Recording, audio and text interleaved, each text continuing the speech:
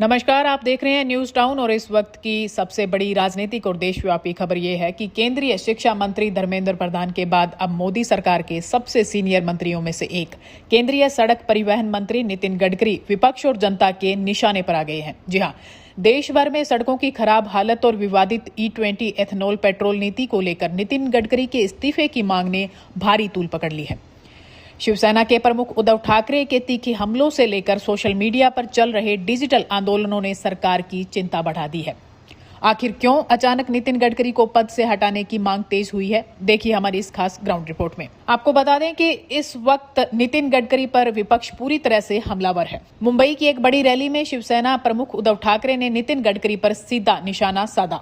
ठाकरे ने गडकरी को गड्ढा मंत्री तक करार देते हुए कहा कि सड़कों की बदहाली और सरकार की गलत नीतियों के कारण जनता त्रस्त है। उद्धव ठाकरे ने साफ संकेत दिया है कि धर्मेंद्र प्रधान के इस्तीफे के बाद अब अगला नंबर नितिन गडकरी का ही होना चाहिए। कारण अर्थमंत्री आपल्या निर्मलाबाई घसरत्या रुपयाबद्दल बोलत नाहीत, महागाईबद्दल बोलत नाहीत, पण पेपर फुटीचे फायदे समजून सांगतायत।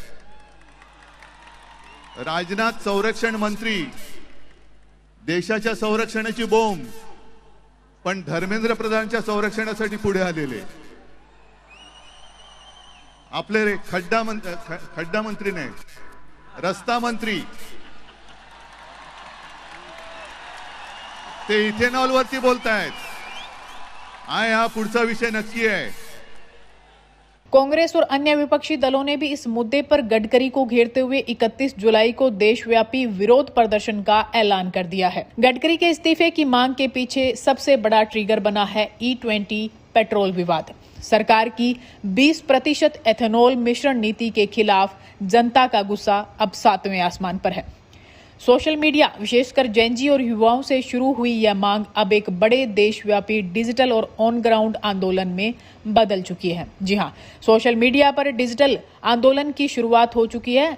जी हां, E20 जनता पार्टी के नाम से एक नया प्रेशर ग्रुप सक्रिय हो गया है। इस ग्रुप ने एथेनॉल नीति के विरोध में और नितिन गडकरी के इस्तीफे की मांग को लेकर एक ऑनलाइन अभियान भी शुरू कर दिया है, जिसे 24 घंटे के भीतर हजारों लोगों का समर्थन भी मिल चुका है। वहीं देश के कई बड़े ट्रांसपोर्ट यूनियनों और संगठनों ने भी इस आंदोलन को अपना समर्थन देते हुए नितिन गडकरी के खिलाफ एक बड़े विरोध मार्च की तैयारी शुरू कर दी है। युवाओं और जेनजी की नई हुंकार भी देखने को मिल रही है। दिल्ली के जंतर मंतर पर 36 दिनों से डटे छात्रों और युवाओं ने धर्मेंद्र प्रधान का इस्तीफा होने के बाद अपनी जीत का जश्न मनाया, लेकिन युवाओं का कहना है कि उनकी मांगे अभी खत्म नहीं हुई है। उनका नया टारगेट है नितिन गडकरी। जंतर मंतर से युवाओं ने साफ नारा दिया है कि सरकार से जवाबदेही तय करने के लिए अब उनका अगला टारगेट एथेनॉल नीति लेकर आने वाले नितिन गडकरी और बजट को लेकर निर्मला सीतारमण है। वहीं सोशल मीडिया पर एथेनॉल वैज्ञानिक मीम्स की बाढ़ सी आ गई है। सोशल मीडिया और एक्स पर प्रधान आउट, नेक्स्ट गडकरी और अगला नंबर एथेनॉल वैज्ञानिक का जैसे कमेंट्स और मीम्स लगातार ट्रेंड कर रहे हैं। वहीं आपको बता दें कि कांग्रेस के प्रदेश अध्यक्ष हर्षवर्धन सपकाल ने भी केंद्रीय मंत्री नितिन गडकरी को टोलकरी गडकरी कहते हुए उनके इस्तीफे की मांग की है।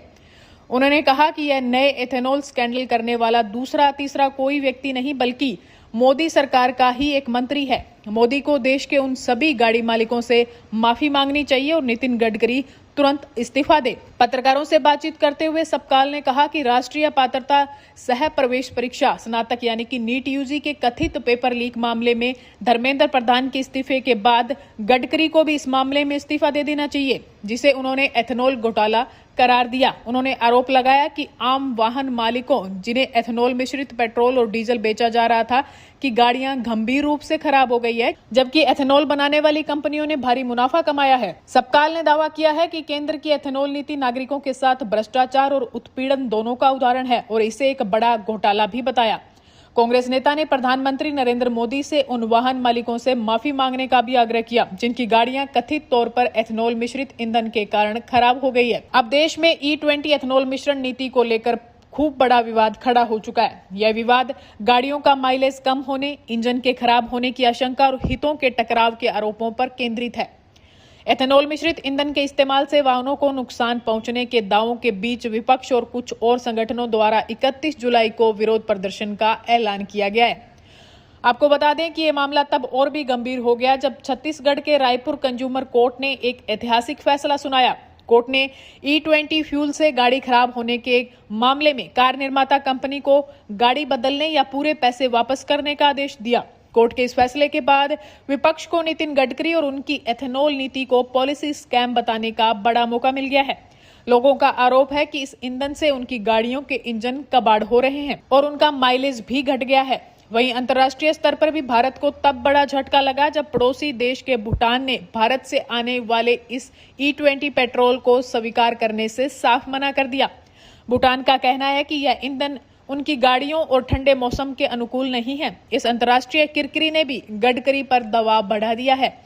हालांकि इस चौतरफा इस्तीफे की मांग के बीच सरकार और खुद नितिन गडकरी का रुख साफ है। सरकार ने संसद में लिखित जवाब देकर कहा है कि E20 ईंधन से बड़े पैमाने पर इंजन खराब होने के कोई वैज्ञानिक सबूत नहीं मिले। सरकार इसे देश के तेल आयात बिल को कम करने और किसानों की आय बढ़ाने वाली नीति ही बता रही है।